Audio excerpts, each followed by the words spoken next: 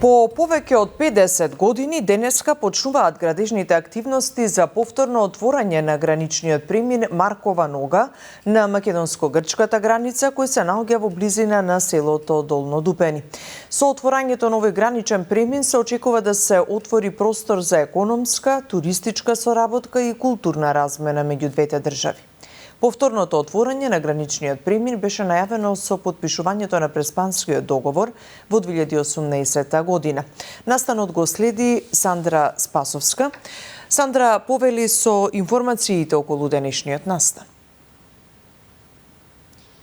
Така, Тања спомена и ти, по повеќе од 50 години денеска повторно започнуваат градежни активности за да се повторно отвори овој граничен премин Маркова нога на македонско-грчката граница. Овој проект е дел од проектот ЕУ за Преспа, кој што го финансира Европската унија. Работите на овој граничен премин, оние градежни активности кои што треба да се спроведат, а тоа е изградба на административна зграда на Царинската управа, резервоари за вода, неколку патишта, како и водоснабдување и канализација, потпорни ѕидови и така натака, ке чини 2 милиони евра.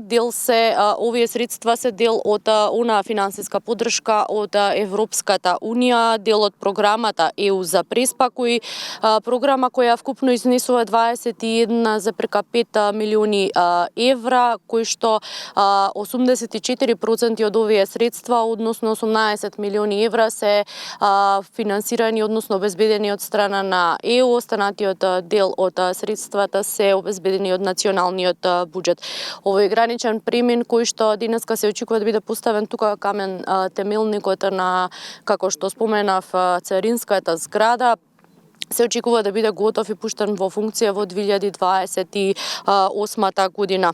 Спомена и ти во најавата, ова ќе значи со поголема соработка економска меѓу двете земји, културна размена, како и повеќе премин на повеќе туристи во двете држави. На денешното поставување на камен темелникот најавено и присуство на премиерот Христијан Мицковски, евроамбасадорот во земјава Михаел Рокас, како и постојаниот представник на програмата за развој на Обединетите нации Армен Григоријан.